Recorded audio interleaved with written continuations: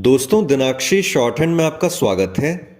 अगर आप चैनल पर नए हैं तो चैनल को सब्सक्राइब करें और बेल आइकन जरूर दबाएं।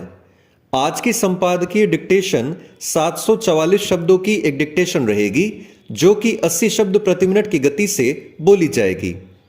अगर आपको उस डिक्टेशन की स्पीड को 100 शब्द प्रति मिनट करना हो तो आप YouTube पर स्पीड के ऑप्शन में जाकर स्पीड को 1.25 कर सकते हैं। इस डिक्टेशन की आउटलाइंस आप हमारे टेलीग्राम ग्रुप से प्राप्त कर सकते हैं। टेलीग्राम ग्रुप का लिंक वीडियो के डिस्क्रिप्शन में और चैनल के अबाउट सेक्शन में आपको मिल जाएगा। तो चलिए डिक्टेशन को स्टार्ट करते हैं। डिक्टेशन 5 सेकंड बाद स्टार्ट होगी। Ready, start.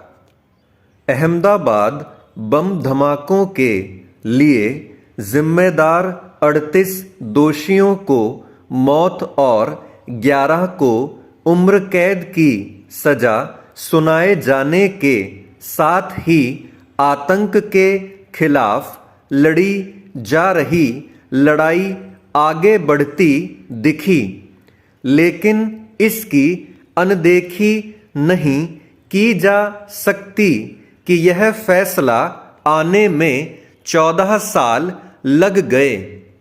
अभी यह कहना कठिन है कि विशेष अदालत के इस निर्णय को जब ऊंची अदालतों में चुनौती दी जाएगी तब वहां से उसका निस्तारण कब होगा।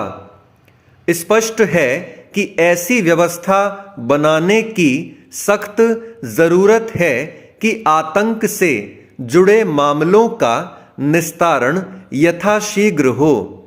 वैसे भी आतंकी घटना से जुड़ा यह पहला मामला नहीं जिसमें सजा सुनाने में इतना समय लगा हो। 2008 में अहमदाबाद में 21 स्थानों पर भीषण बम धमाकों ने 1993 के मुंबई के सिलसिलेवार बम विस्फोटों की याद दिला दी थी। आतंकियों ने अहमदाबाद के साथ ही सूरत को भी दहलाने की साजिश रची थी, लेकिन वहां रखे गए बम किसी कारण फट नहीं पाए थे। 56 लोगों की जान लेने और 200 से अधिक लोगों को लहूलुहान करने वाली अहमदाबाद की आतंकी घटना सिमी और इंडियन मुजाहिदीन के आतंकियों की ओर से अंजाम दी गई थी। यह इंडियन मुजाहिदीन के दुस्साहस की ही पराकाष्ठा थी कि उसने इस आतंकी घटना की जिम्मेदारी अपने सिर लेने में तनिक भी देर नहीं की थी। इस खूंखार संगठन के आतंकी अहमदाबाद के पहले मुंबई, दिल्ली, वाराणसी समेत देश के अन्य शहरों में भी बम विस्फोट कर कई निर्दोष लोगों की जान ले चुके थे। इस संगठन ने देश भर में अपना नेटवर्क फैला लिया था। चेंज। अहमदाबाद बम धमाकों के लिए जिन आतंकियों को सजा सुनाई गई उनमें मध्य प्रदेश, महाराष्ट्र से लेकर केरल, कर्नाटक तक के आतंकी शामिल हैं। इनमें से कई आजमगढ़, उत्तर प्रदेश के हैं। यह स्मरण रहे कि दिल्ली के बाटला हाउस कांड में शामिल रहे आजमगढ़ के आतंकियों का किस तरह कुछ नेताओं ने बेशर्मी के साथ बचाव किया था। इसी तरह यह भी एक सच है कि लश्कर-ए तैयबा की आतंकी इशरत जहां को निर्दोष बताने की मुहिम छेड़ी गई थी।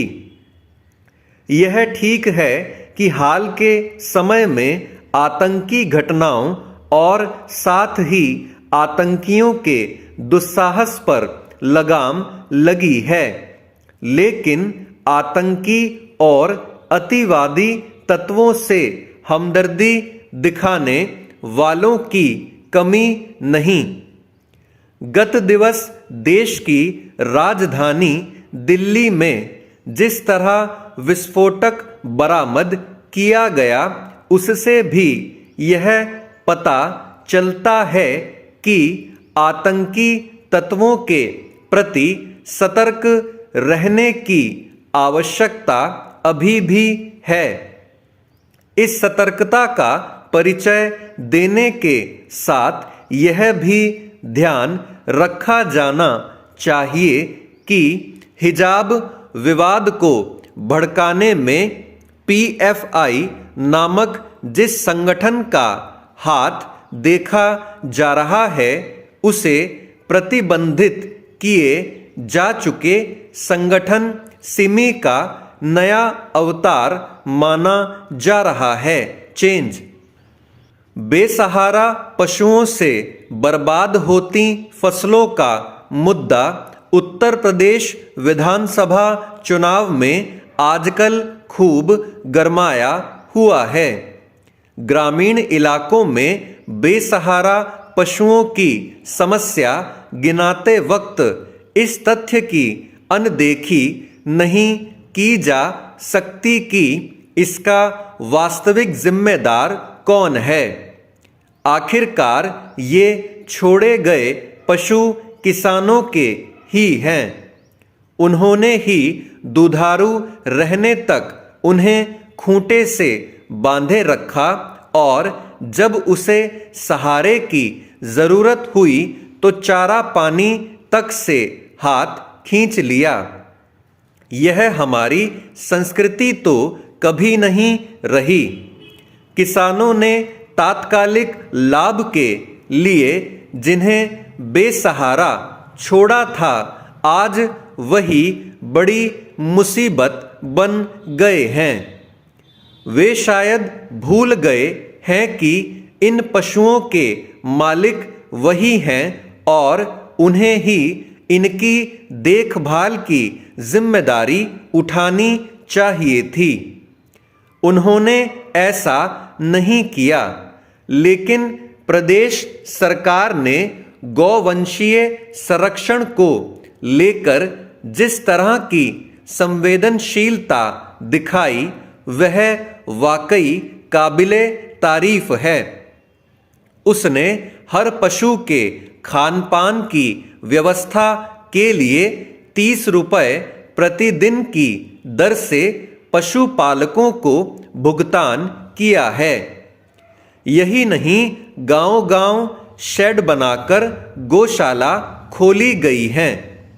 ग्राम पंचायत स्तर से उनके संचालन की व्यवस्था देखी जा रही है।